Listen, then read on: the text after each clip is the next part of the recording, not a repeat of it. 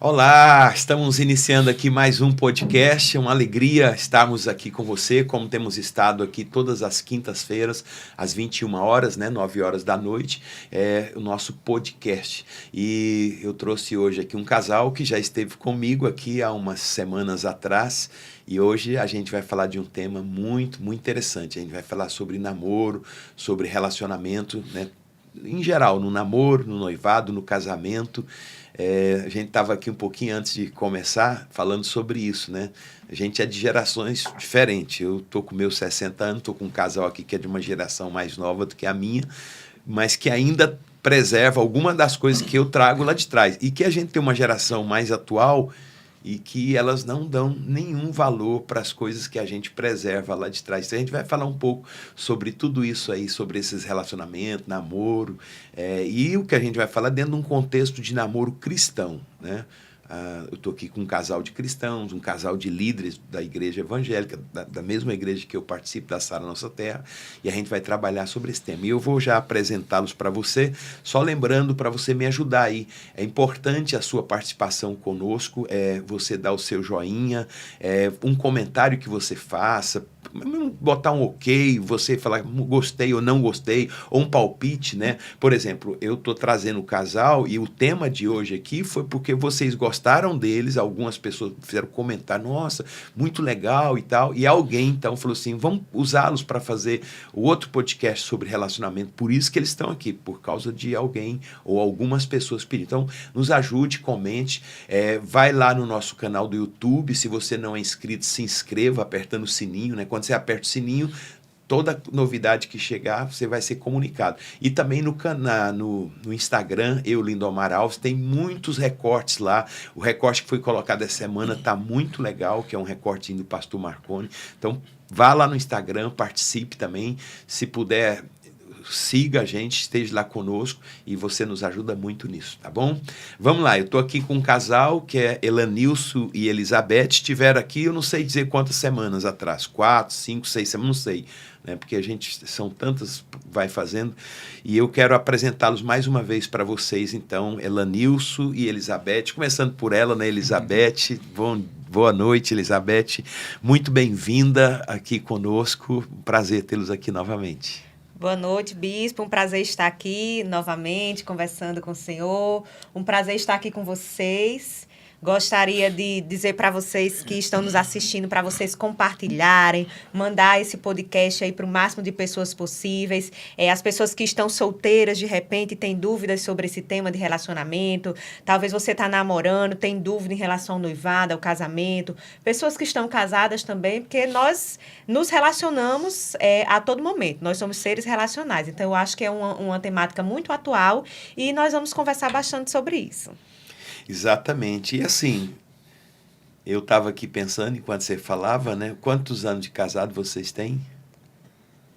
A gente tem o quê? Vamos fazer 13. Vamos fazer 13. 12 anos 12 e meio. Eu vou fazer 38. Eita! Agora, dia 2. Não, desculpa, eu errei. 38? 38, é. Dia 2 de agosto, vou fazer 38 anos de casado. E eu estou aprendendo até hoje. É verdade.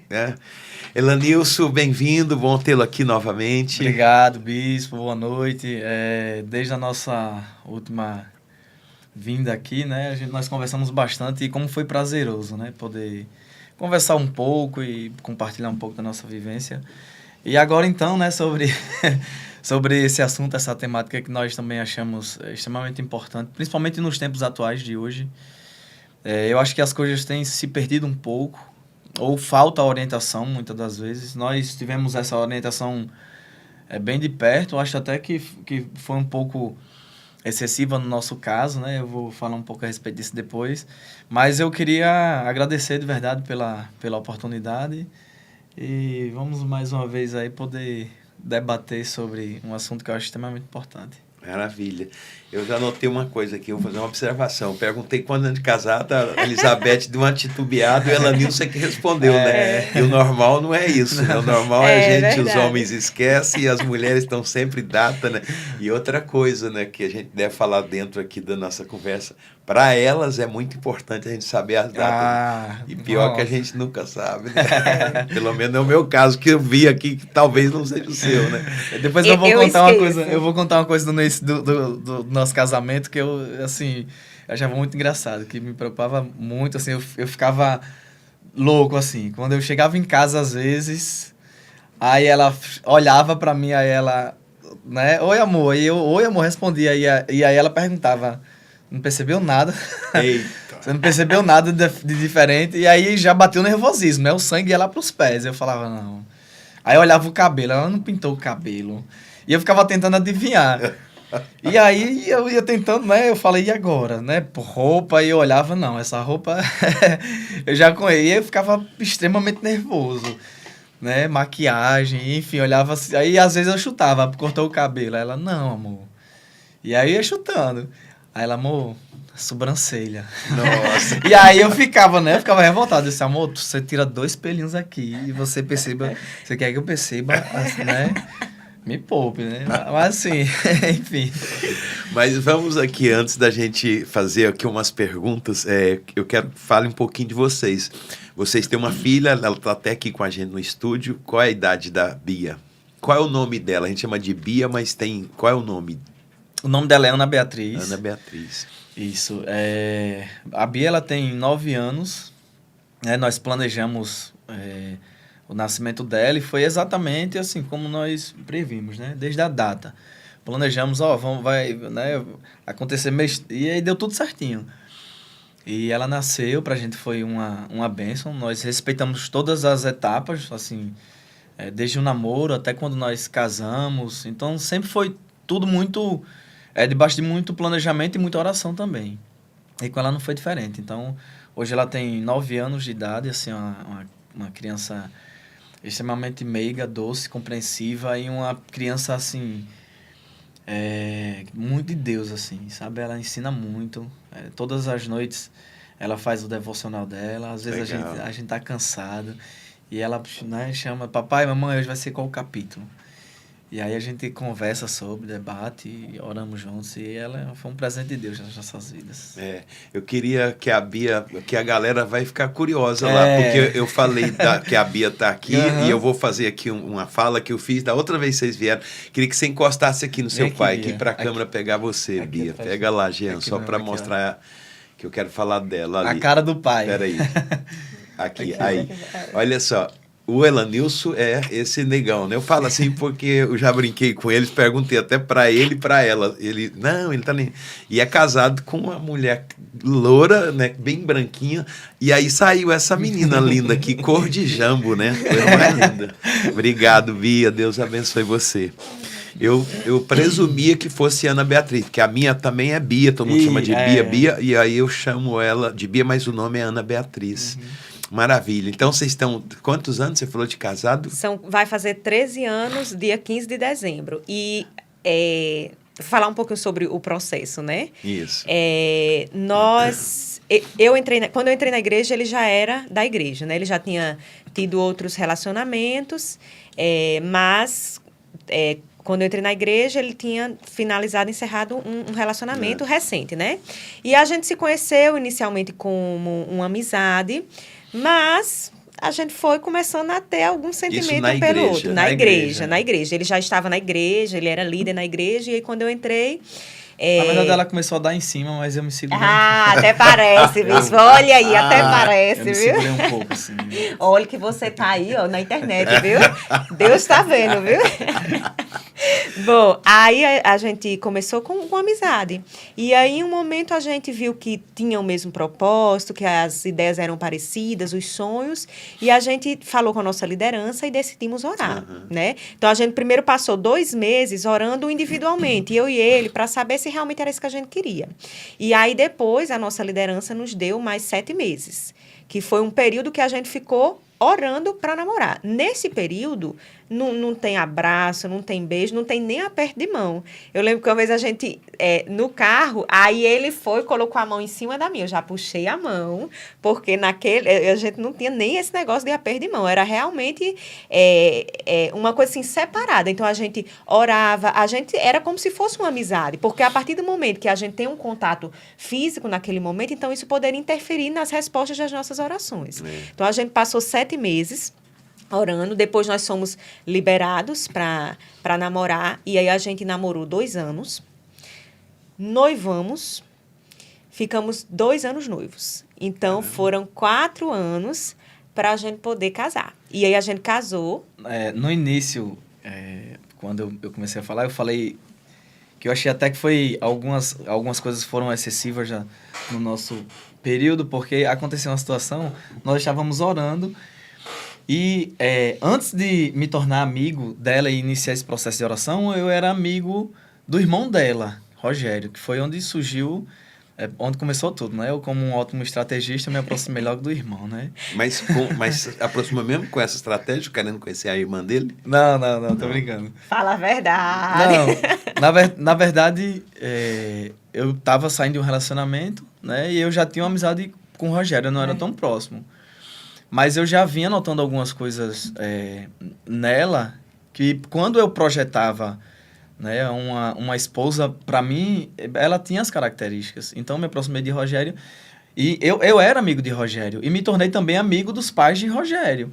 A amizade com ela, né, só veio bem depois. Então, eu já era amigo de Rogério. Eu já era amigo da mãe dela. E aí, a gente começou esse processo de oração. Só que eu sempre ia na casa de Rogério, né? Porque nós éramos amigos. E aí, meu líder chegou para mim no período da oração, já no final da oração, né? Eles já eram 7 meses, mas já no final ele falou assim, olha, tá muito intenso isso. Você vai parar de ir na casa dela durante a semana e vai só nos finais de semana. Que era depois do culto, ou seja, o tempo que eu tinha para vê-la, o contato que eu tinha com ela era mínimo, porque a gente ia para a igreja juntos, quando terminava o culto, e aí eu levava ela em casa. Como não podia ficar até tarde na casa dela, né? Porque o pai também não permitia. Então, era pouco tempo que a gente tinha junto. Só que durante a semana, quando eu ia, né, 2 ou 3 vezes ali, pela amizade que eu tinha com o Rogério, aí a gente acabava passando mais tempo junto, brincando, todo mundo reunido ali. A gente não tinha contato ainda físico, né? Viu só depois. E aí eu fiquei chateado. Eu achei muito restritiva essa medida dele, né? Mas, enfim, respeitamos e deu certo, né? Aí foram esses 2 anos de namoro, 2 anos de noivado, casamos, e com 2 anos de casamento, a gente optou, né, decidiu que iríamos engravidar, né, que eu iria engravidar. E aí foi exatamente assim, com 2 anos, que foi no mês que eu me formei, aí a gente se planejou, engravidou, e aí depois veio essa bênção aí na nossa vida. Estamos aí há mais de 13 anos de casamento. Eu fiquei aqui pensando, porque eles são mais novos, né? Eu comecei a namorar lá atrás, eu conheci a minha esposa dentro do seminário, Instituto Bíblico. É interessante, a Cláudia é minha primeira namorada. Nossa. Ela também. Né? Mas sabe por quê? Quer dizer, eu fui o primeiro namorado dela. Mas sabe por quê? Não é porque eu não quisesse namorar, não. É porque eu era tão tímido que eu não tinha coragem. Engraçado. Aí, quando eu converti, a timidez foi saindo. E, assim, só quero colocar isso. A gente também. Eu conheci a Cláudia, a gente ficou amigo lá dentro do seminário. E depois dessa amizade, eu comecei a gostar dela muito. Eu fiquei muito apaixonado. E aí, fiquei segurando, que ela não estava, assim, meio resistente, né? Depois, ela também, aí a gente conversou e definimos, aí fomos conversar com a liderança. A liderança pediu para a gente ficar 3 ou 4 meses só orando, sem nada. Não podia nem sair nada. Aí, quando passou esse período que a gente começou a namorar, até para eu ir lá no Rio de Janeiro, porque a gente estudava em Goiânia, eu tive que levar uma pessoa, porque eu não podia viajar sozinho com ela. Era a vela, né? A vela, E assim, aí você fala, caramba, é muita exigência, né? Mas olha, eu sou muito grato por tudo que eu vivi, que eu passei. Hoje, a galera de hoje fica escandalizada com isso.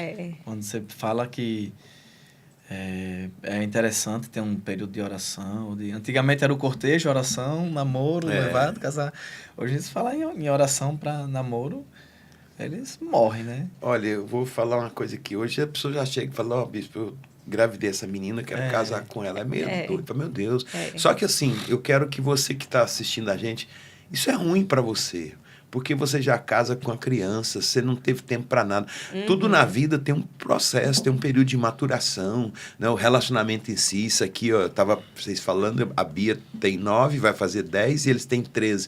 Então, é mais de 3 anos depois que nasceu a Bia. Então, teve um tempo de estar junto, e é o tempo mesmo da lua de mel, que a lua de mel não é só uma semana, não. É um tempo mais de estar junto, conhecer, e depois o filho vem...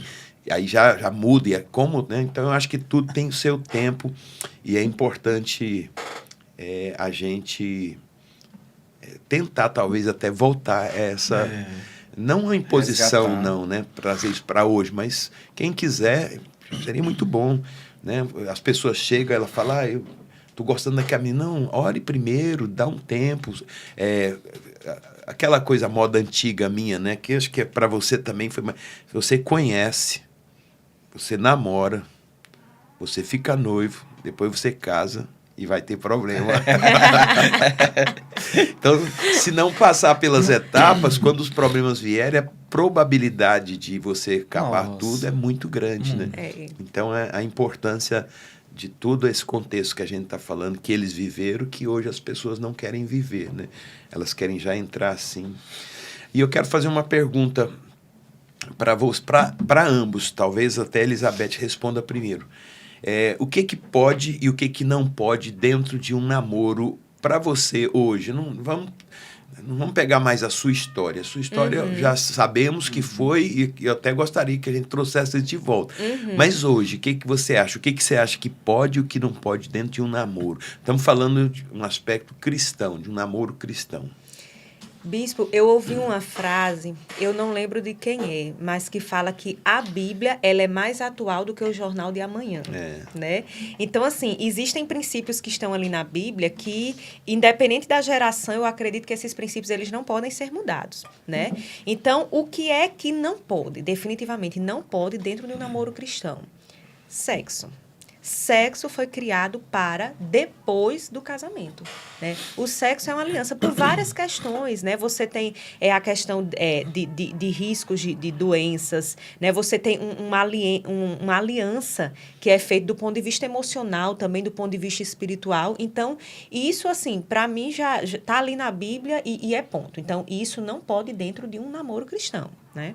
Aí, a gente passou 16 anos liderando jovens e o pessoal sempre chegava para mim e perguntava, pode, por exemplo, beijo? Porque existem algumas igrejas, algumas denominações que fazem a corte, né? Que não pode, no namoro não pode. Então, assim, eu acredito que isso, se você está numa igreja que não pode, então, se você está naquela igreja, você tem que seguir ali a doutrina daquela igreja, né? Mas, assim, no nosso ponto de vista, pode sim. Agora, a gente precisa ter um autoconhecimento, né? A gente precisa ter um autoconhecimento dentro do nosso relacionamento, como é que tá, se aquele beijo, aquele carinho, ele pode ou não incentivar outras coisas. Então, acho que é muito importante conversar, né? Os dois conversar de forma aberta mesmo. O que é que eles acham que deve acontecer e que não deve acontecer, né? Mas, assim, eu acho que o principal que tem que ter dentro de um namoro cristão é essa conversa, é esse diálogo. Deixa eu dar uma pimentada nessa pergunta aí para os dois, né? Ele também fica à vontade para entrar. Mas as pessoas dizem aí, eu já ouvi muito isso, mas eu não vou ter uma relação sexual com ela, e depois, e se não gostar?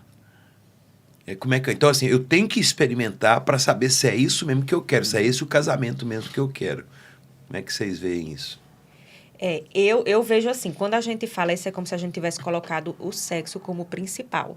E quando a gente chega num casamento, a gente vê que não é o principal, né?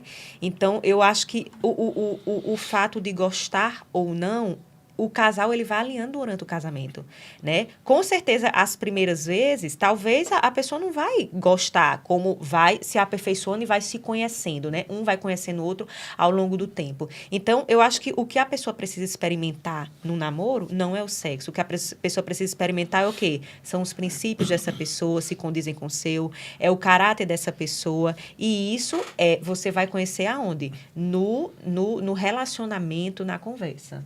que você acha? Eu penso da mesma forma, né? Às vezes, eu acho que o jovem, principalmente, ele gera uma perspectiva excessiva em cima da relação sexual, do sexo. Muitos, principalmente os homens, né? Vêm de um histórico sexual precoce, né? Que se inicia ali já com a masturbação. Então, gera essa expectativa. Muitos são viciados em pornografia, né? Então, quando a gente consegue trazer para esse contexto de igreja e trabalhar essa questão espiritual, né, junto com a natural, né, é extremamente importante. Mas eu também penso da mesma forma. Eu acho que se gera uma expectativa com relação apenas ao sexo e acha que casamento se resume apenas ao sexo. Né? E é isso que acaba acontecendo. Então, eles pensam, eu preciso experimentar primeiro para saber se é bom ou se não é. Então, o correto seria os dois casarem, começar o processo de namoro, virgem, casa, e eles vão se descobrindo ali. Então, não teria nem como saber. Né? No meu caso, eu fui o primeiro namorado dela. Né? Uma vez o pastor... O pastor Felipe, né? Ele disse, eu peguei a Mariana, parecia um carro novo. O banco cheirando a couro ainda. Então, assim, foi mais ou menos isso, né? Ela sem experiência nenhuma. E é um processo que, né, assim, exige um certo cuidado para poder chegar ali os dois a se sentirem totalmente à vontade e ter uma relação, leva tempo. Mas assim, eu também aprendi com isso. Então, hoje eu considero que foi as melhores relações que eu tive e tenho até hoje, né, foi com ela. Eu tinha outras experiências, mas não se compara. É o que eu estava pensando aqui, que as experiências fora, elas não ajudam em nada, elas só atrapalham, porque a gente está dentro de um contexto de aliança, né? E quando você vai falar essa questão de aliança é o quê? É um acordo, é um pacto. Eu entrei nisso aqui e eu não saio mais disso aqui. Então, se alguma coisa não está bem, eu vou aprender a melhorar aquilo, fazer aquilo ficar bem. Exato. A única possibilidade que tem é de não acabar. Né? Vai dar errado. E claro que vai dar, gente. Não tem ninguém perfeito, não. Eu falei aqui, a gente fala até num tom de brincadeira. Eu vou fazer 38 anos de casado. Até hoje eu tenho algumas dificuldades com a minha esposa, ela tem comigo. Mas a gente vive bem, a gente se perdoa. Claro que a gente amadureceu, hoje é diferente. Mas assim, eu acho que você pode viver 100 anos casado, você vai ter problema, porque é uma questão da humanidade. Uma outra coisa que hoje, isso aqui é uma fábrica, isso aqui, o sexo virou uma indústria. Né? E assim, é uma indústria mesmo, tudo, vende coisas e tal. Então, assim, a gente não pode entrar nessa vibe da mídia, do que está aí hoje, assim. Não, a gente tem que ter um manual, que é isso aqui, a Bíblia. A Bíblia ensina tudo. A Bíblia ensina a gente a fazer sexo, cara. É verdade. A Bíblia ensina tudo, tá lá, tá escrito lá, tudo. Não vamos entrar em detalhes aqui, mas tudo. Então, assim, isso aqui é maravilhoso e tudo que você faz de acordo é tremendo. E a última aqui, para eu entrar numa segunda pergunta, fechando essa primeira, só para a gente acabar de derrubar essa teoria e essas perguntas. Mas como é que eu vou saber se eu vou gostar se eu não fizer sexo com ela? Olha, tudo na vida é novo, né? A gente não sabe ser casado. A gente não sabe nem ser solteiro. A gente não sabe nada. Uma criança, quando nasce, meu neto nasceu agora, está com hoje 20 dias hoje. Uma criança, quando nasce, ele não sabe de nada. Ele pode se engasgar com seu vômito. Se não der para ele o leite, ele vai morrer de fome. Se ele fizer cocôzinho e não limpar, ele vai se queimadura, assadura, vai morrer. Como é que é? É um parasita, né? Depende de todo mundo é assim. Aí depois vai começar a andar. É tudo. A gente não sabe ser casado. A gente não sabe ser pai. A gente não sabe ser pai, não. Nossa, eu tenho 3. Como a gente errou com o primeiro, eu fico falando, eita, Daniel, tu foi a cobaia, assim, que erramos muito com o Daniel. E já aprendemos com a Carol e a Bia. Pode ver que os últimos filhos são os mais liberais, assim. Por quê? Porque você já estava mais treinado com ele, né? Então, a gente não sabe. Então, meu queridão, aí você vai ter um filho. Aí não gostei. Aí você vai fazer o quê com ele agora? Vai trocar? Vai jogar fora? Não. Ele chora muito, não quer. E outra coisa, as primeiras relações às vezes nem vai ser boa mesmo, não. É tudo começo, está começando. Mas é um processo. E se aprende, e junta, e conversa. E essa é uma das coisas importantes para o casamento, né? Que é um tabu, né? Ninguém gosta de conversar sobre o que você gosta, o que eu gosto. E tem que aprender a conversar, poxa. Isso aí faz parte da coisa também. Tem que ir devagarzinho derrubando esses tabus aí. Isso é muito interessante, Bispo. Só uma questão que o nosso namoro, ele foi muito longo para um namoro cristão. Eu considero 4 anos. Às vezes o pessoal pergunta pra gente quanto tempo deve durar um namoro cristão, né? Os jovens perguntam muito, 1 ano, 2 anos, 3 anos. E o nosso durou 4 anos. Eu recomendo? Não. Mas, assim, a gente tinha uma certeza tão grande de que ia valer a pena, porque a gente tinha um propósito de viver, né, o resto da vida juntos e que a gente ia aproveitar muito depois do casamento, que nós conseguimos segurar os 4 anos. E por que demorou 4 anos? Porque quando a gente começou, eu tinha 16 anos. Eu tinha 16 anos. E aí eu tinha entrado na graduação, na faculdade, então eu queria esperar acabar a faculdade para começar a trabalhar, né, para os dois estarem trabalhando. Então foi algo assim que foi muito bem conversado, né? Na verdade, não acabou, eu estava no meio da graduação, né? Então, quando eu fiz 20 anos... Aí a gente optou por casar. Só que aí tudo isso foi muito bem conversado. E aí, nesse caso, cabe muito a questão da mulher, né? Da mulher estar segurando, né? Assim, ali na relação. Porque a gente passou realmente 4 anos e só teve sexo após o casamento. Ó, eu perguntei de propósito, né? Porque eu sei do histórico de vocês. Hoje eu conheço eles. A Elizabeth tem um trabalho federal muito bom. Ele tem um emprego dele também, muito bom, vivem tranquilo, tem a casa, tem um carro, tem uma vida econômica que vivem com decência, né? Não vou dizer que são ricos, mas vai chegar, vai ser. Amém. Mas que vivem satisfatoriamente, né? Quando quiser sair para ir fazer um jantar fora, vai e sai. Aí a pessoa não pensa nisso, que foi o que eles pensaram. Passaram 4 anos para casar, namorando, junto ali, talvez querendo, mas espera aí, se eu não segurar, aí vamos supor que você estivesse envolvido, tivesse talvez até engravidado antes, aí vem, você não tinha formado, ele não tinha formado, você estava hoje talvez vivendo com menos da metade do que vocês vivem, talvez menos ainda até, sofrendo, passando. Então, assim... Ou separado, né? A probabilidade era muito maior, porque... As brigas... Uma das coisas que mais desfaz casamento é problema financeiro. Né? Então, assim, vale a pena você planejar, programar. E eu sei que isso não é muito do jovem. Então, escuta os mais velhos. Planeje, programe. A gente vê pessoas que casam grávidas, sofrem tanto. Eu tenho tantas pessoas que eu ajudei. Nossa, sofreram tanto. Eu tenho um casal, não vou falar daqui, é de Maceió. Nossa, ela era muito novinha, engravidou, e os dois brigaram, separaram, brigaram. Hoje já tem neto, e eles são bem novos ainda e tem neto. Hoje eles vivem bem. Eu falei, nossa, eles sofreram. Eu falei, sofremos demais. E ela sabe, ela fala assim, porque eu não ouvi. E eu posso até dizer que no caso deles, isso eu falo, é uma opinião própria, eu acho que eles são a exceção. Porque a grande maioria, eu não sei se ela concorda com isso, mas a grande maioria dos casais que eu conheço, que foi uma gravidez indesejada, né? Uma fornicação, enfim. E eles eram muito jovens. Eu acho que 90% dos casais que eu conheço, o cara foi embora. Abandonou a menina com a criança lá e hoje eles não estão mais juntos. Eu acho que 90% dos casais que eu conheço que né, se encaixam nesse mesmo, a estatística é alta mesmo. Então, que bom, né, que eles estão juntos até hoje e tiveram frutos disso aí, mas são poucos. Estão por causa da igreja, sabia? É verdade. Por causa da igreja. E assim, só para fechar essa parte, foram 4 anos de verdade, mas eu confesso, e ela deve lembrar disso, o último ano foi muito difícil para mim, muito.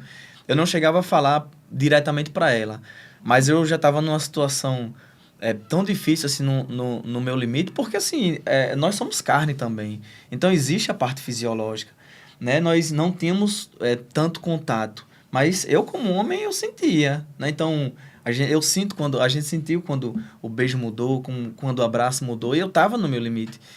Então, às vezes, eu tentava negociar. Eu tinha vergonha de falar diretamente para ela. Olha, eu quero, né? Mas, assim, eu dava alguns indícios. Às vezes, eu tentava negociar, deixando ali subentendido que eu ia procurar fora, porque eu não ia aguentar. Mas, assim, ela não negociou. Ela disse, olha, a gente vai casar. E foi quando a gente sentou e eu disse, olha, eu ganho, acho que era menos de um salário. Ela ganhava menos de um salário. E ela pegou um papel, uma caneta, ela disse, olha, a gente vai separar isso aqui pra gente poder casar. Porque senão a gente não vai aguentar, ou então, enfim, a gente vai prolongar mais e o risco aumenta. Então, aí a gente começou a juntar dinheiro, se programar, e aí deu tudo certo, graças a Deus. Mas foi difícil. Não é fácil não, mas a vida é isso, é planejamento, é programação, em tudo, né? Até no aspecto emocional, no aspecto sexual, tudo você se planeja, você se programa. Uma pergunta aqui para os dois, né? Eu perguntei isso aqui já, quais os deveres, tanto dele como dela, dentro do casamento, e dentro do namoro e dentro de um casamento? Qual o dever do homem e qual o dever da mulher? Quem quer começar? Quer começar? Pode ser.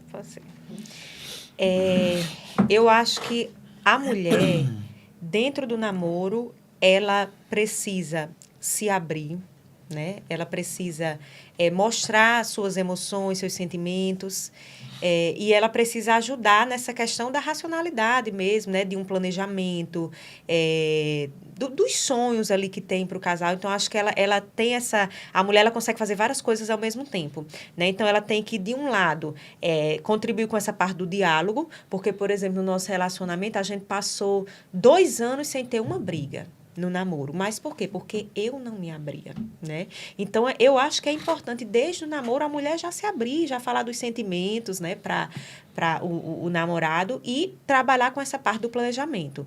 E a questão de segurar, né, nessa questão sexual, né? Eu acho que a mulher, por uma questão hormonal, existe uma diferença. Então, eu acho que ela tem uma função maior nessa questão de ser firme e de segurar. E na questão do casamento, eu acredito muito que a mulher ela tem uma função de ser submissa ao homem, né, de submissão. Ela tem um papel muito importante, porque ela pode dar sua opinião, ela pode direcionar. Eu acho que a mulher ela tem um discernimento maior do que o homem. Então, às vezes, a mulher ela vê uma coisa que o homem não está vendo. Tem um curso de casal que a gente fez, talvez vocês tenham feito, que é Casados para sempre. Felizes. Mais felizes? Mas não, Casados para Sempre. É um que são 15 lições, aí tem a formatura, e ele fala isso de uma forma muito, assim, embasada na Bíblia, que a mulher, e isso é real, eu falo, tem 38 anos que eu vivo com a mulher, uma não, né, que eu tive 2 filhas, então você... ela tem um radar, a mulher tem uma percepção, e assim, aí eu volto para você. Uhum. Cara, sabe o que é um homem sábio? É um homem que sabe ouvir a sua mulher. Eu aprendi, eu quebrei a cara, sofri. Primeiro, assim, um machismo, uma insegurança, que é normal, né? Mas depois que eu fui aprendendo, tudo melhorou. Por exemplo, eu ia comprar um carro, aí ela olhava, mulher tem essa coisa. Mulher não entende nada de carro, sabe nada, não sabe de valor, não sabe se tem mercado. Mas ela tem uma coisa. Ela fala assim, não sei não gostei desse carro. E os carros que ela não gostou que eu comprei, foi... Só dor de cabeça. Só dor de cabeça, só encrenca. Tudo, né? Não, Ana, eu vou vender isso para fazer isso. Não faz. Tudo que eu fazia. Assim, aí eu falei, peraí, eu tô só tomo na cabeça aqui. Aí eu comecei a parar, ouvi-la, né? Nem sempre ela tá certa, mas assim, no meu caso, na maioria das vezes, a minha mulher estava certa. E eu acho isso importante, o homem aprender, né, a ouvir. E tem que vencer essa questão, né? A gente vive... porque quem manda é o homem. Não tem isso, não, rapaz. A gente somos 2, né? O casamento é uma mão de via dupla, né? Só são 2, né? Eu, na minha opinião, eu acho que o papel do homem no namoro, como é uma fase muito inicial, eu acho que a primeira é ele respeitar a mulher, entender que o propósito do namoro não é pro sexo, né? É para que eles possam construir algo junto. Então, o primeiro eu acho que é esse, é respeitar. Acho que a maioria dos jovens hoje tem essa dificuldade de entrar num namoro, sabendo que ela precisa ser respeitada e que às vezes um toque ou, né, algo que exceda esse limite acaba muitas vezes até gerando na mulher um constrangimento, um certo... Então, o primeiro eu acho que é isso, é respeitar. O segundo é trazer essa segurança para ela, né? Que existe um propósito no namoro. Eu tenho pessoas... Essa semana mesmo eu estava conversando com uma pessoa e a gente estava falando sobre relacionamento. E ela dizendo, né, falando do namorado, que, não sei se ele vai parar de me enrolar. E aí eu pensei, eu disse, mas vocês estão juntos há quanto tempo? 2 anos? E ela, 2 anos, a gente tá junto há 10, né? E ela ainda não sabia, ela não tinha certeza se ele ia pedir noivado um dia, se eles iam casar, porque ele nunca trouxe essa segurança para ela. Então não existe um propósito concreto ali. Talvez para ela sim, mas ele nunca deixou claro, então existia essa insegurança da parte dela, né? Sem saber se ele queria de fato constituir uma família, casar, ou então para ela a qualquer momento aquilo ali poderia acabar. Então acho que respeitar e trazer essa segurança, né? Esse propósito de vida, de construir algo futuro, e acho que é isso. Eu quero, ainda dentro dessa pergunta, trazer uma coisa, mas eu vou construir, eu vou fazer a pergunta e vou trazer dar uma problematizada aqui. Uhum. A questão é a seguinte, quando eu falo liderança de igreja, cuidando das pessoas, a gente sempre colocou que a responsabilidade maior dentro de um relacionamento, de um namoro, de cuidar para não se ter uma relação antes de se casar, é da mulher. Uhum. Né? Por quê? Aí eu quero fazer essa colocação e para vocês me responderem. Eu falei outro dia para uma pessoa, estava aconselhando uma pessoa dentro de uma situação dessa. É como se a pessoa, o companheiro dela, deu uma pisada na bola lá e ela estava arrasada, chateada, e eu estava ali segurando. Errou, cometeu um erro, mas eu acho que vale a pena, porque casamento é construção, você vai construir isso, não adianta você termina, né? Até já era um segundo casamento, falei, você já está no segundo, vai ter um terceiro, então construa, você está construindo esse casamento. Aí falei para ela isso, falei, para vocês mulheres, e eu quero que vocês falem com toda a liberdade, para vocês mulheres é mais fácil do que para nós homens, dentro do aspecto da sexualidade. Sim. O homem, ele é o que vê. Poxa, e vê hoje, né? A gente nem querendo, a gente nem não querendo nem ver, não você querendo, vê. Você está, às vezes, na internet aqui, vendo alguma coisa, vem cada coisa. Então, assim, o homem é o que vê, a mulher não é o que vê. Por exemplo, um homem que vê uma mulher nua, mexe muito com ele. Uma mulher vê um homem nu, ela acha feio, horrível, nossa, troço esquisito, né? Não tem isso, né? A mulher é mais o que ouve. Então, ela precisa alugar o ouvido dela. O homem não. O olho, né, tá ali. Então, concorda comigo? E se essa posição de segurar mais essa questão é da mulher do que do homem dentro do namoro? Eu concordo. Totalmente. Eu acho que com a gente foi bem assim, né? Eu acho assim, hoje as pessoas se veem muito como animais irracionais nessa área, né? Muito pelo instinto. Né? É uma coisa instintiva. Só que Deus nos deu um raciocínio, nós somos animais racionais. Né? Então, assim, a Bíblia fala que o coração é enganoso. Então, a gente precisa aprender a parar de lidar com esse instinto. E aí que instintivamente o homem é mais aflorado nessa área, e a gente aprender a lidar mais com a questão da razão. Para muitas coisas na vida, gente que tem compulsão alimentar, por exemplo, onde é que começa a transformação? Começa na mente. Né? A gente começa uma dieta na nossa mente. Né? Então, assim, eu acho que nessa área do relacionamento, primeiro a gente tem que decidir, porque a vontade vai vir, a vontade vai dar. Esse assunto é tão vasto, né? A gente fica aqui querendo sair dessa pergunta, mas deixa eu trazer outra situação. Porque a gente tem contexto diferente. Eu venho de uma geração, vocês são de outra, e a gente já está em outra, né? Na minha época, assim, o homem é o provedor. Né? O homem é o provedor, se vira, vai ganhar dinheiro, vai cuidar dos seus filhos e tal. Hoje isso mudou um pouco. Como é que vocês veem essa questão, a provisão do lar? Quer falar? Não, eu acho que foi algo que aconteceu de forma natural, e aí, às vezes, a gente entra nesse discurso do feminismo e de mulheres, né, construir seu espaço. Eu acho muito válido, eu acho que cresceu muito isso, né? Mas eu acho que ainda é um papel, sim, do homem, né, ser o provedor. Contudo, eu acho que os relacionamentos, o casamento, de modo geral, ele evoluiu tanto porque nós descobrimos que nós caminhamos lado a lado. Eu acho que era tudo muito individualizado. Então, o homem era o provedor, passava o dia trabalhando, e a mulher passava o dia lavando roupa. Né? Quando a mulher descobriu que ela tinha essa capacidade, ela conquistou esse espaço, né? Eu acho que nós entendemos que se os dois caminham juntos, né?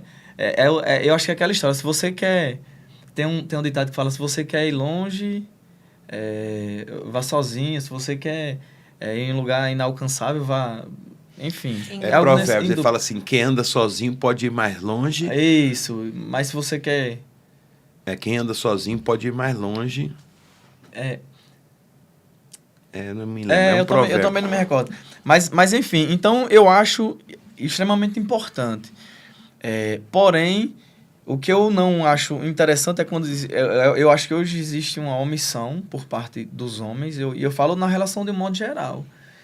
Né? E eu falo porque realmente eu já presenciei muita coisa que eu posso falar isso com propriedade. Mas eu acho extremamente importante, né? A mulher, ela conquistou esse espaço e nada mais justo e, inclusive, louvável, né? Eu falo até por ela. Quando nós casamos, ela terminou a graduação, ela estava grávida. O mestrado, ela estava grávida, né? Fez o doutorado com nossa filha ali, recém-nascida praticamente. Uhum. Mas foi lá, conquistou o espaço dela. Hoje ela recebe um salário, inclusive, que é maior do que o meu. Eu acho que umas 3 vezes maior, eu acho. Né? Mas é algo que a gente consegue separar bem. A gente trabalha muito bem essa questão. Então... É melhor serem 2 do que 1, porque tem melhor paga do seu trabalho. Porque se um cair, o outro levanta. Se o companheiro levanta, o seu companheiro. Mas ai do que estiver só, pois caindo não haverá outro que o levante. Também se 2 dormirem juntos, eles se aquentarão, mas um só como se aquentará. E se alguém prevalecer contra um dos 2, lhe resistirão, e o cordão de 3 dobras não se quebra tão depressa. Né? Então, mas ele tem um ditado que ele falou que eu até quero trabalhar isso aqui um pouquinho, Lanil, sobre essa questão. Hoje mudou, claro. A minha esposa trabalhou também a vida toda, está se aposentando agora e sempre ajudou, e a gente nunca teve problema também, assim. Não tem lá em casa, não é agora, porque foi 38 anos de casado, né? Mas nem no começo, nunca teve assim, o meu dinheiro, o seu dinheiro, o dinheiro é todo nosso, as dívidas é toda nossa, é tudo nosso aqui. E a outra coisa que eu aprendi muito cedo, né? Porque mulher, elas são diferentes, né? Assim, a gente tem 2, 3, 4 pares de sapato. Eu tenho uns 4, 6 pares de sapato. Eu sou muito tradicional. Eu gosto de sair só com aquele. Mulher não é assim, né? Não. Então, elas querem ter 20, 30, 40, 50, tanta coisa. Eu aprendi logo cedo. Tanto fica com isso aqui para você fazer o que quiser. Não quer nem saber que você vai comprar, não, e tal. E a vida toda para dar certo, para a coisa não ter problema, né? E uma última coisa tem hoje muito isso, né? Que mulheres que ganham melhor do que os esposos. Se vocês vivem bem, isso não tem nenhum problema. O importante não, isso é o meu dinheiro, é o seu dinheiro. Não, a gente casou, vocês estão dentro do mesmo barco. Se o barco afundar, vai os dois. Quem vai dançar serão os dois. Então, tem que trabalhar junto, aprender isso junto. Tem uma questão, Bispo, que eu acho que foi Michelle Obama, que ela fala que por trás de um grande... homem tem uma grande mulher, né? Isso, e eu falo o contrário também. Ela falou assim, o Obama falou, se você não tivesse casado comigo, você não era esposa do presidente da maior potência do... Aí ela falou assim, não, pelo contrário, se você não tivesse casado comigo, você não seria o presidente. E eu penso no contrário também. Eu acho que por trás de uma grande mulher também tem um grande homem, né? Eu acho que são as duas coisas. Porque, assim, no meu caso... ele passou muito tempo tendo que sustentar a casa para eu poder estudar.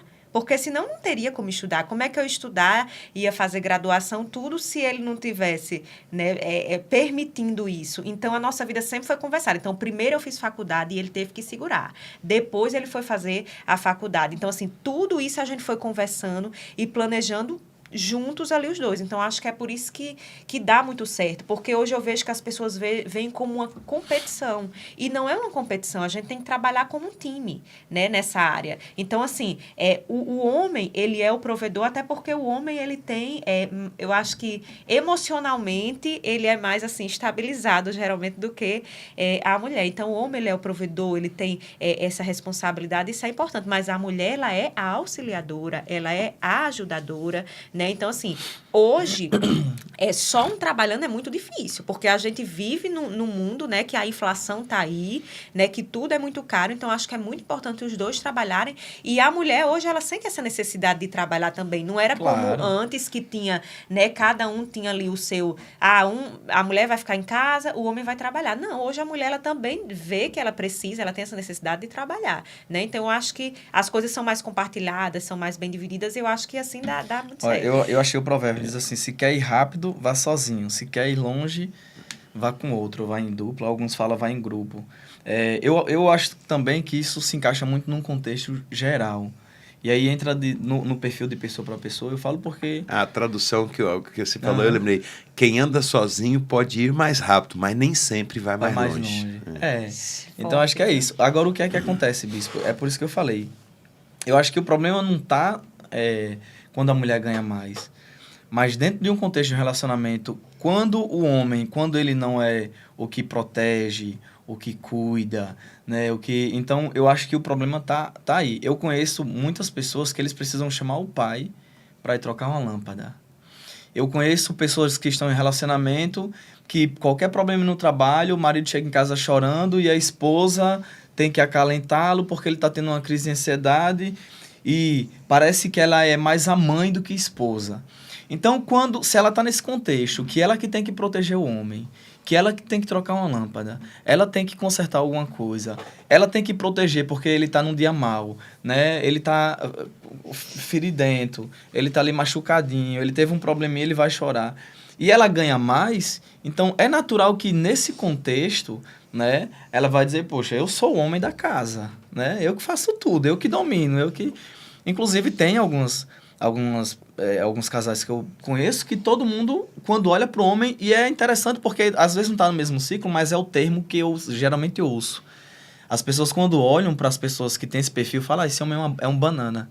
É sempre o mesmo termo. É interessante isso, né? Eu me lembrei aqui, por conta dessa questão, de um livro que ele fala assim, casais inteligentes enriquecem juntos.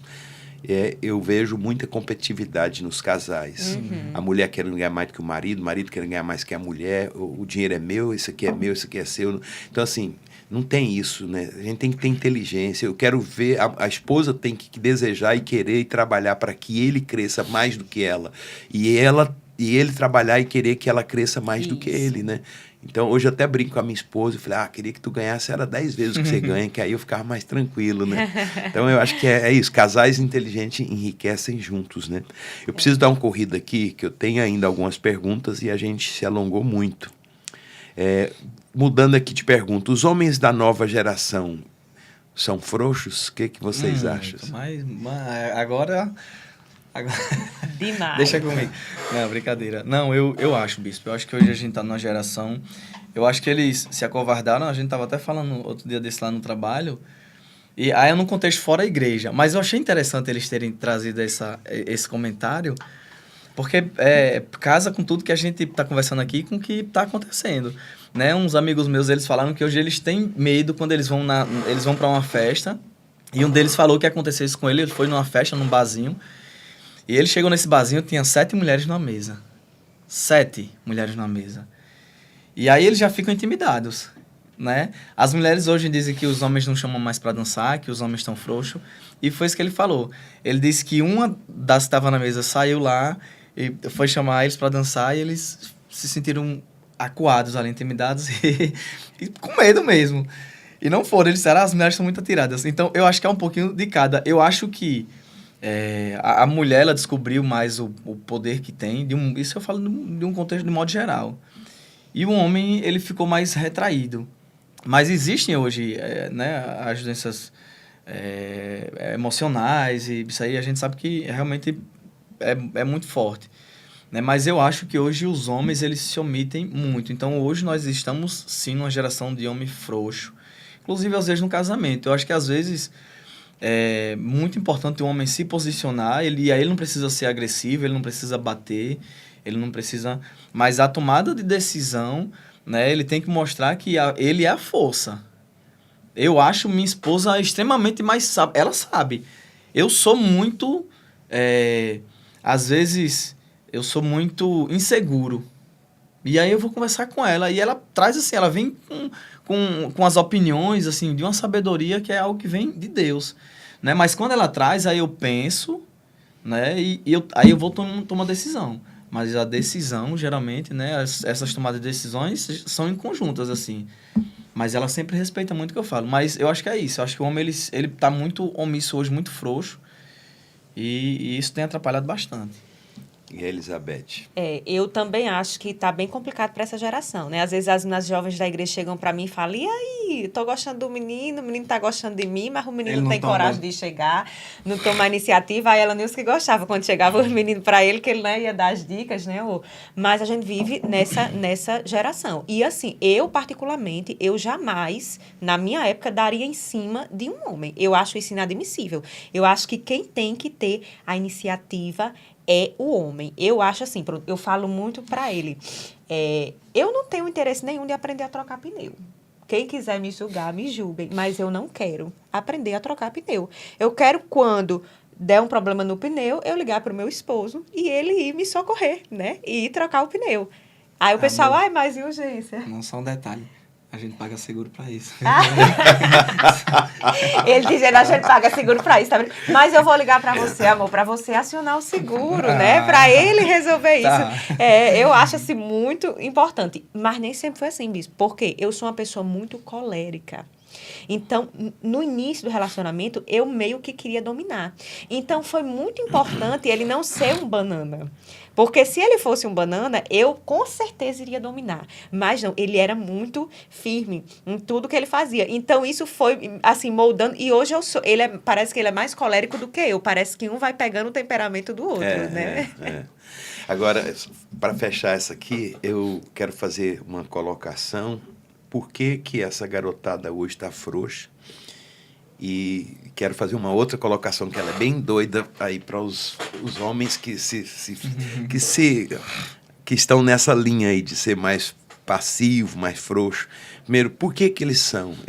Entendo assim, tem uma fala aí que muito está em voga hoje, que é assim: tempos difíceis formam homens fortes, tempos fáceis formam homens frágeis. A gente tem hoje uma paternidade, né? Um pai, uma mãe, um avô, uma avó, que não botou limite, não deixou, né, os filhos trabalharem. Eu venho de uma dificuldade. Eu, com 12 anos de idade, eu tive que trabalhar para ajudar a botar comida dentro de casa. Porque nós éramos 5 filhos, meu pai e minha mãe. Meu pai se aposentou porque teve uma doença, ganhava uma merreca de um salário mínimo, aí passou a ganhar 70% de um salário mínimo. Como é que alimenta 7 pessoas? Então a gente teve que trabalhar. E, cara, tudo que eu sei hoje, que eu fui lá atrás, que eu aprendi, foi ruim, foi. Eu só fui estudar, entrar numa faculdade com 42 anos de idade. Mas não me impediu, eu ainda fiz, passei. Então, assim, eu acho que falta de limite gerou essa garotada hoje. Não tem iniciativa. Nossa, às vezes eu chego na igreja, tem um copo de vidro quebrado lá. Ninguém tira. Se eu não tirar ali, ou a senhora que faz a faxina, que ela vai de 3 vezes na semana, vai ficar lá. Ninguém, cara. Fala, meu Deus, eles não têm mais iniciativa. Aí leva isso para o casamento. Esse casamento tá fadado ao fracasso. Aí eu vou entrar com a coisa doida aqui agora.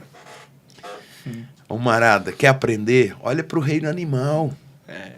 Outro dia, não falo outro dia, mas há anos, lá atrás, em Maceió, um casal me procurou, ela reclamando dele, que ele não procurava ela, que eles não estavam tendo uma vida íntima. Aí eu falei, rapaz, você tem que dar uma de galo, cai em cima. Como é que um galo faz? O galo já mete a bicada aqui. Eu falei, não vai espancar a mulher, não. Essa reação, ela dá para a mulher um senso de proteção. Concorda ou discorda? Concordo. Dá um senso de proteção. Eu não casei com banana, eu tenho um homem dentro de casa. Sabe? Olha para como são os animais, o reino animal, cara. A gente está indo lá para aprender com os animais o que a gente deixou de... Então, assim... infelizmente estamos vivendo essa geração, mas vai mudar, Deus vai mudar isso aí. E aqui, as mulheres da nova geração estão, essas perguntas não foi eu que elaborei não, viu? Essas mulheres da nova geração estão frescas demais? O que vocês acham? Vamos começar por ela ou por ele? Vamos deixar por ela. Tá com medo. Olha aí. Vamos. Eu acho que não. Eu acho assim que é o contrário. Eu acho que essa omissão dos homens, essa bananice dos homens, tem feito com que as mulheres elas sejam mais fortes e às vezes elas assumam inclusive o papel do homem. Então, hoje, as mulheres, elas querem, assim, assumir, fazer coisas que, na minha opinião, era para os homens fazerem. Né? Eu não estou falando de questão de empoderamento na área profissional, nada disso, não. Mas eu estou falando que tem coisas que deveriam ser para os homens e que as mulheres querem fazer. Então, como ele falou, lá em casa, quem tem que trocar a lâmpada é ele. Né? Lá em casa quebrou um eletrodoméstico, quem tem que ajeitar é ele. Se tem alguma coisa pesada, quem tem que pegar é ele. E aí eu vejo que, às vezes, os homens têm se omitido com relação a isso, porque eu conheço casais que é a mulher que troca a lâmpada, a mulher que troca uma torneira, é a mulher que pega em peso, então eu acho que isso não pode acontecer, né? E aí, como esse espaço fica aberto, acaba que as mulheres estão tendo que tomar esse espaço e aí estão se empoderando, isso, né? Mas assim... Tava com essa palavra na minha mente. Se empoderando, mas de um poder que era para ser um poder dos homens. Vai numa universidade e veja uma turma de 30 alunos, quantas mulheres e quantos homens. Verdade. Né? Tem mais mulher do que homem. Então, as mulheres, elas são mais planejadoras, elas pensam mais no futuro. O homem não. Só que o que você está fazendo hoje vai cobrar de você amanhã. Né? Então, as mulheres estão mais empoderadas. Por isso que os homens estão, como você falou agora há pouco, os homens estão começando a se sentir retraídos, vão se sentir cada vez mais. Né? E isso meio que gera um caos. É como a gente pensar numa partida de futebol. Partida de futebol jogada com pessoas que não sabem jogar. Corre todo mundo o quê? Atrás da bola. Ninguém marca ninguém. Porque ninguém sabe qual é a sua função, qual é o seu papel. Quando junta um monte de gente que não sabe jogar, vai todo mundo correndo atrás da bola. Aí fica aquela bagunça. Mas quando são pessoas profissionais, cada um tá ali no seu papel. O zagueiro vai o quê? Vai defender, o atacante vai atacar, o meio de campo vai fazer essa ligação. Então, cada um sabe o que é que tem que fazer. Entende futebol. Olha. Mas ela deu esse exemplo porque ela sabe que geralmente são as mulheres que jogam assim, né? Mas pior que é verdade. Mas tem homem também que joga assim. Tem. Ó, eu vou para a última pergunta. A gente se alongou muito aqui, mas é um assunto importante. E essa última é para ela, especificamente. Sim. Essa pergunta, uma moça fez para a mulher do Pablo Marçal. Sim. E eu vou trazer aqui para você. Dentro desse contexto hoje, né, do feminismo, né, como é que é possível nos dias de hoje uma mulher ser submissa ao marido e ainda ter que fazer tudo para ele? Eu acho que é fundamental. É como a Bíblia fala, a esposa precisa honrar o seu marido e o marido precisa amar a sua esposa como Cristo ama a igreja. Então, às vezes, hoje, eu vejo que muitas mulheres querem o amor do seu esposo, mas não querem honrar e ser submissa a ele.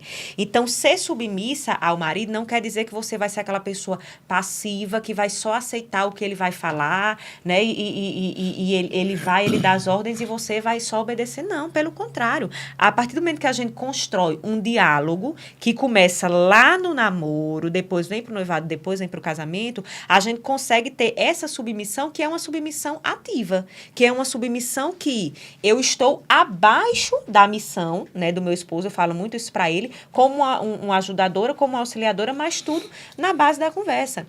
Eu sempre gostei de honrar o meu esposo. Eu lembro que o pessoal às vezes falava assim, Ram Shalom, o povo falava que era idolatria, né? Porque assim, eu acho que tem coisas que não lhe custa nada e que faz um bem tão bom. Às vezes eu chego para ele e falo assim, você quer que eu faça seu prato? Aí ele geralmente nem quer, né? Porque ele não tem essa necessidade. Mas assim, custa uma vez você estar num lugar e você fazer o prato do seu esposo, as pessoas ficam, vixe, né? Isso é uma coisa atrasada, isso é uma coisa arcaica. Não, eu não posso fazer. Assim como ele quando chegar num lugar, vai ter só uma cadeira, ele vai deixar eu sentar naquela cadeira. Né? Então, assim, eu acho que tem sim como a gente ser submissa nessa geração, mesmo sendo uma mulher consciente do seu papel na sociedade, você ser submissa e você fazer sim o seu papel para o seu esposo. Exatamente. Uma coisa não anula outra. Nós não somos concorrentes, nós somos parceiros que um complementa o outro. Exatamente. E só pegando essa questão que ela falou da submissão, porque essa é uma questão da Bíblia, né? A Bíblia fala assim, mulheres sede submissa aos vossos maridos, e aí ela fala assim, marido, amai as vossas esposas como Cristo amou a igreja. Então, assim, fica muito fácil para uma mulher submeter um marido que ele é capaz de dar a vida por ela. E essa submissão não é uma subserviência, Isso. não é? É uma coisa, como você falou, é em conjunto, é trabalhar em conjunto. E é exatamente isso. É muito bom isso quando aprende isso, né? Mas só que essa questão do feminismo, né? Acha que isso é a pior coisa do mundo. Eu ia colocar isso agora. Isso é interessante porque às vezes a gente confunde o respeito com a honra, né? O respeito é uma coisa, a honra ela vai Exato. além. Né? Se a gente pegar como exemplo uma oligarquia, ou até a palavra mesmo, quando a gente pega os faraós, os sacerdotes, os reis, quando as pessoas iam honrá-los, né, existia uma reverência ali. Óbvio que a gente não espera e a gente não vai fazer isso de forma alguma, né? Mas se ajoelhava, levavam presentes, né, tratavam bem, cuidavam. Hoje, algumas pessoas quando escutam ou ouvem ela dizer assim, eu faço o prato do meu marido, ela acha estranho. Ela vai dizer, não, ele que faça, ele tem 2 braços, 2 mãos, ele não está morto, né? Então é como se fosse uma competição. Isso para ela é algo que é vergonhoso, ela fazer isso, né? Diferente da honra.